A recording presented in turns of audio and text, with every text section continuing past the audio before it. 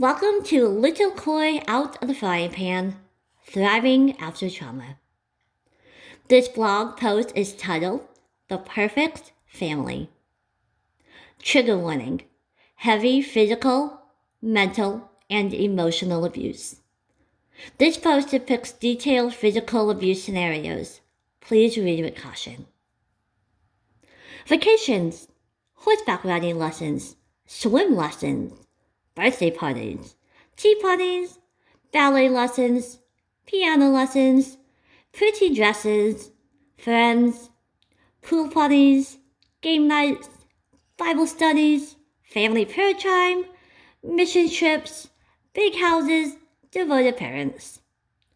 From the outside, our life is charming. We were the perfect family. People always ask how we were so well behaved. Our parents would make up some endearing answer. No one knew of the evils behind our closed doors. No one knew the true reason we were so well behaved. Fear. I still remember the worst punishment I ever received as a child. I was around 7 or 8, and earlier that day, we kids were waiting in our family van as my mother picked up vitamins from our Shaklee lady. My younger brother was standing up in the van, goofing off when I found a pencil. I decided to pull a prank on him by standing the pencil point side up and telling him to sit down. In my young mind, I thought he'd feel the pencil point and jump right back up without actually causing him any harm. In my head, he'd jump back up, I'd laugh, he'd laugh, and we'd go along our merry way. We were very close and always had good fun. Unfortunately, the prank went haywire, and my brother ended up actually sitting down on the pencil, and let's just say the pencil went straight up where the sun doesn't shine. It took some effort on my parents' part to retrieve it. I remember feeling terrible, as actual harm was never my intention. That evening, I was called in my parents' room, and I remember sitting on the bed with my stomach in knots. My mother asked me what possessed me to pull such a prank.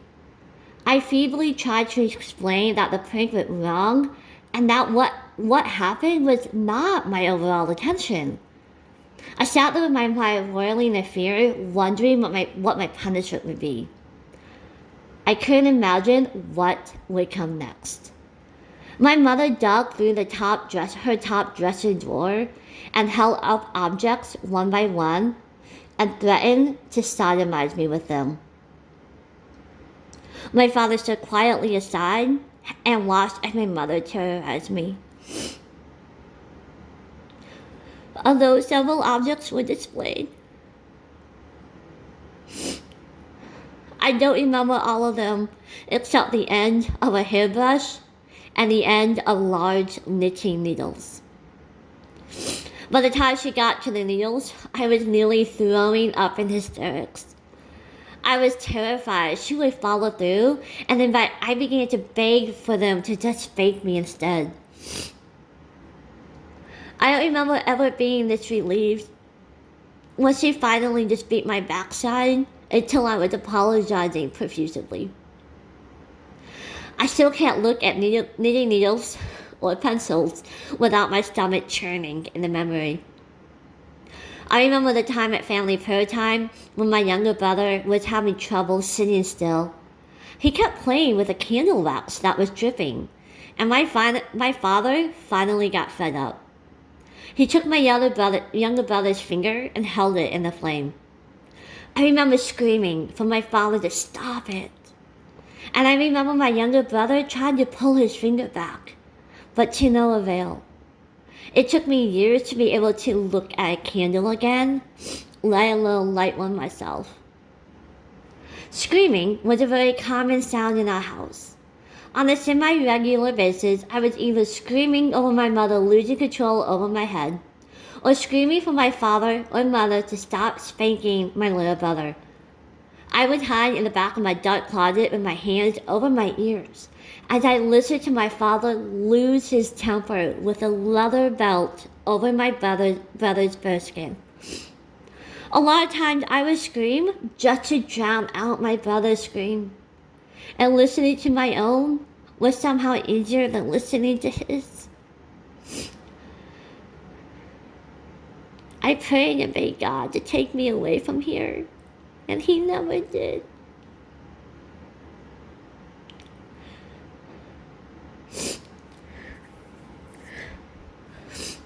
I would never be able to erase the aftermath images of blood and bruises on my brother from my mind, and I would never forget the screams. My mother would try to convince me that my brother deserved this, but he didn't. He was just a kid with ADHD with parents who believed they could beat him into calmness. Eating food without permission was considered stealing, punishable by a leather belt or a large spatula, or in some cases, forced excessive eating. Backtalking was punishable by having a tablespoon of Dawn dish soap poured down my throat by my father, or being smacked across the face by my mother. And backtalking could be having a different opinion, not responding in a happy tone, or simply breathing the wrong way. Even as much as a sigh could warrant a strike across the face. Accidents and mistakes were not allowed to be had in our home, and each one was punishable by physical or verbal consequence, usually both. Church and Bible study were riddled with fear, as we were expected to be able to tell our parents at least one new thing we learned. If we couldn't repeat anything, we'd be punished for not paying attention. I tried to memorize at least 3 things to cover my bases. And I tried to remember something from my younger siblings whose cognitive disabilities prevented them from being as eloquent about what they learned. Even though my mother would take devoted care of me after surgeries, she would start getting frustrated if I wasn't recovering fast enough. I learned to live with physical pain, as waking up my mother from painkillers or help would get me in trouble because she was unable to go back to sleep after waking. My father spanked me until I was much too old. The last spanking I received, I remember being in the closet and he ordered that I pull up my skirt, exposing myself. I was mortified and I argued, but eventually complied. I was 17 years old. My younger siblings and I lived a life of just trying to stay out of trouble, which seemed impossible. I spent a life resenting and wishing I was my older brother who never got in trouble for anything. He could do no wrong. I still battle with resentment, although I have become aware enough to recognize that he probably deals with his own demons. I remember wishing I was our family dog because she received more love than I did. These are memories, sounds, and sights forever ingrained in my head. As an adult, I often found myself in my closet, rocking back and forth, attempting to drown out the imaginary screams. At 35 years old, I still flinch with sudden movements.